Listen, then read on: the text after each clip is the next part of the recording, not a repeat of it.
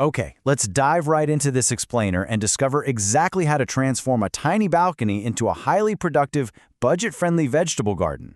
Look, if you've been staring at your grocery receipts lately and feeling the pinch of inflation, you are definitely not alone. But today, we're going to completely flip the script on how you get your fresh, organic produce. So here's the thing. You absolutely do not need a massive backyard or a sprawling suburban plot to start saving money on expensive produce. A lot of people mistakenly believe that growing food requires acres of land, but the truth is, if you have an apartment balcony, a small patio, or even just a sunny fire escape, you have exactly the real estate you need to cultivate a pretty amazing harvest. Let's look at the step-by-step roadmap we'll use to get your balcony garden thriving today. We'll cover 1. Balcony gardening on a budget, 2. Choosing the right containers, 3. Soilless media and planting, 4. Managing extreme heat, and 5. Watering and basic maintenance. All right, kicking things off with Section 1, Balcony Gardening on a Budget, Hacking Your Grocery Bill with High-Yield Crops. Because here is the secret. Not all vegetables are created equal when it comes to saving you cash. Growing staple crops like standard onions or potatoes in containers usually cost you more than just buying them at the store. We need to be smarter than that. What's really interesting is the strategy of growing premium items. Think herbs, microgreens, and cherry tomatoes for pennies instead of buying them at a massive markup.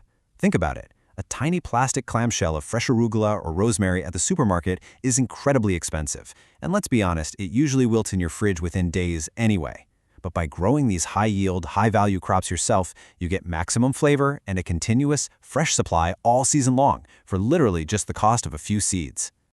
And this is where the magic of succession planting comes in. This is a technique that ensures you always have fresh food ready to pick, rather than just getting one single harvest. Because if you plant all your lettuce on day 1, it all matures on the exact same day. You're left with a mountain of salad you can't possibly eat, followed by, well, nothing. By sowing a new batch of fast-growing seeds like radishes or salad greens every 14 days, you create this brilliant conveyor belt of food that yields continuously right up until the frost. Moving along to Section 2, Choosing the Right Containers, Sizing, Materials, and Drainage. Your pots are essentially the entire universe for your plant's root systems, so selecting the right vessel is absolutely critical. But you don't need expensive pots. Recycled buckets and lightweight fabric grow bags are brilliant budget-friendly options for apartment dwellers. You can use old food-grade buckets from home improvement stores or even large yogurt containers. Actually, fabric grow bags are a massive favorite right now because they're lightweight, totally reusable, and they naturally promote incredibly strong, healthy root systems. Now, there are some rules to follow here. Always use light-colored pots to reflect heat and ensure they're appropriately sized. So you'd use 5-gallon containers for deep-rooted plants like tomatoes, while herbs and leafy greens are totally fine in shallow 8-inch deep pots. But back to the color. Dark colors absorb the blistering summer sun, essentially cooking your soil and killing those fine roots. You definitely want to avoid that. And here's a great pro tip for you. If you're drilling your own drainage holes in a plastic bucket, put them a ½ inch from the bottom. This allows the excess water to drain freely so your plant doesn't drown, but it creates this tiny moisture reserve at the very base. And more importantly, it prevents your expensive soil mix from washing straight out the bottom every single time you water. Okay, Section 3, Soilless Media and Planting. Why standard dirt destroys container gardens. Listen, this is the #1 mistake new container gardeners make, and it will doom your harvest before it even begins. Standard soil suffocates container roots. You must select a high-quality soilless media infused with peat moss or coconut coir for proper water retention and aeration. Real garden dirt is just too heavy. When you put it in a pot and water it, it literally compacts into a concrete-like brick that starves the roots of oxygen. A proper soilless mix uses materials like perlite to keep things loose and airy, while the peat moss or coconut coir holds onto moisture perfectly without getting waterlogged.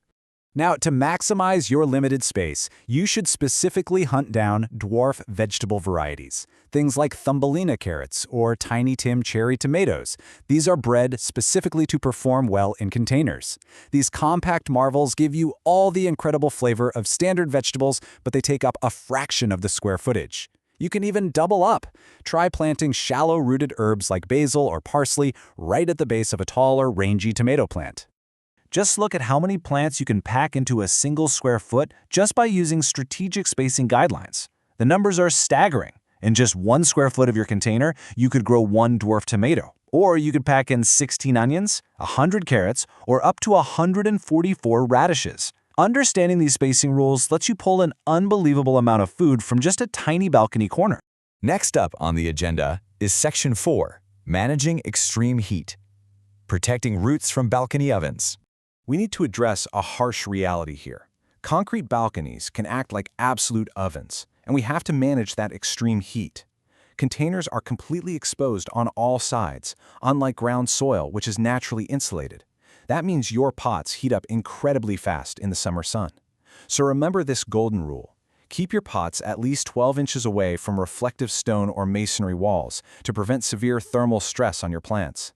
Brick and concrete walls soak up solar radiation all day long and just blast it right back onto your delicate vegetable leaves. Giving them a 1-foot buffer zone allows the air to circulate and keeps them from baking. You also want to elevate your containers on bricks or wooden slats. This improves drainage, sure, but it also physically stops the pot from absorbing the scorching heat off the balcony floor. A concrete balcony floor can get hot enough to fry an egg. If your pot is sitting directly on it, your plant's roots are quite literally being boiled. Lifting them just an inch or two makes a world of difference. Finally, Section 5, Watering and Basic Maintenance. The daily routine for a healthy harvest. Because containers have limited soil volume, they dry out way faster than a traditional garden. This makes your watering routine the make or break factor in your success.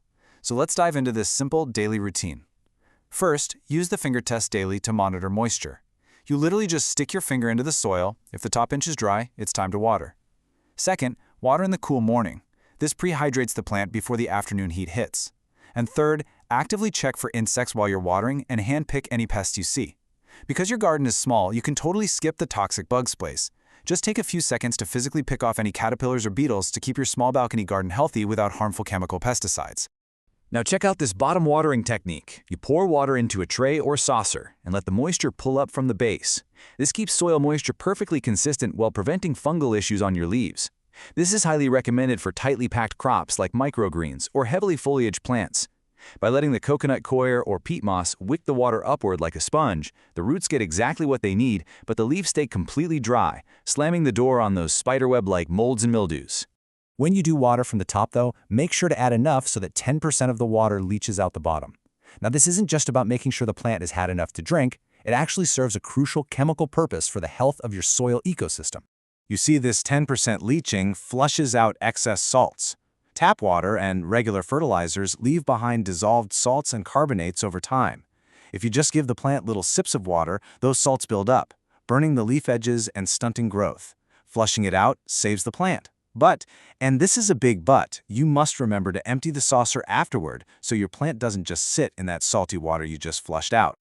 Armed with these step-by-step container strategies, the only question left is, what delicious budget-saving crop will you plant on your balcony first? Will it be spicy arugula, a cascade of sweet Tiny Tim tomatoes, or maybe just a bucket overflowing with fragrant basil? Get out there, find a recycled bucket, grab some quality soilless mix, and start hacking your grocery bill today.